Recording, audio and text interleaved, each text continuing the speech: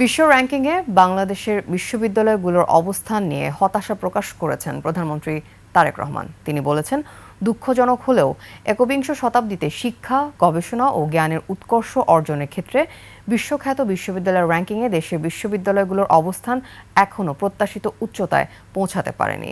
ঢাকা বিশ্ববিদ্যালয়ে দেশের শিক্ষা ব্যবস্থা নিয়ে সেমিনারে একথা বলেন প্রধানমন্ত্রী তারেক রহমান।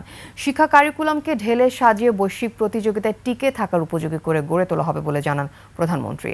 রিপোর্ট মেহেদী হাসানের।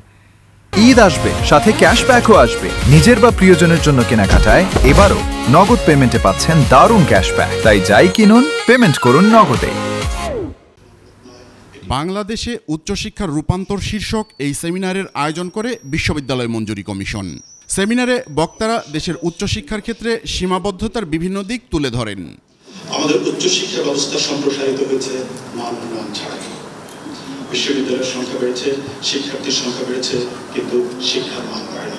আমরা দেখেছি আমাদের সময় আমাদের সাথে আমাদের সরকার রয়েছে, আমাদের সাথে ইন্টারন্যাশনাল স্টুডেন্ট আসছে, আজকে তারা শিক্ষক। বক্তব্য দিতে গিয়ে প্রধানমন্ত্রী বলেন, বিশ্ববিদ্যালয়গুলো থেকে লাখ লাখ শিক্ষার্থী বের হলেও একটা বড় অংশই বেকার থাকছে অদক্ষতার কারণে। শিক্ষার রূপান্তর না হলে এ সংকট কাটবে না। র্যাঙ্কিং এর ক্ষেত্রে সাধারণত গবেষণা, প্রকাশনা, পাবলিকেশন, সাইটেশন এবং উদ্ভাবন, এই বিষয়গুলোকে মনে হয় বেশি গুরুত্ব দেওয়া হয়। সেই ক্ষেত্রে আমাদের অবস্থান কোথায়, এই বিষয়গুলো নিয়ে আমাদের শিক্ষাবিদগণ নিশ্চয়ই আরও চিন্তা ভাবনা করবেন। শুধু পুঁথিগত শিক্ষায় নয়, বিশ্ববিদ্যালয় গবেষণা এবং উদ্ভাবনের দিকে মনোযোগ না দিলে মনে হয় প্রতিযোগিতামূলক বিশ্বে আমাদের টিকে থাকা কিছুটা হলো কষ্টসাধ্য হয়ে পড়বে।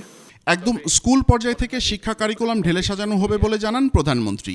একাডেমিক শিক্ষা অর্জনের পাশাপাশি দক্ষতা অর্জন করতে না পারাই মনে হয় শিক্ষিতদের মধ্যে বেকারের হার বেশি হওয়ার কারণ, খুব সম্ভবত। এবং সেজন্যই বর্তমান সরকার মনে করে প্রাথমিক সিলেবাস থেকে শুরু করে উচ্চতর পর্যায় পর্যন্ত আমাদের শিক্ষা কারিকুলামগুলো একটু নতুনভাবে সাজানো বোধহয় এখন সময়ের দাবি।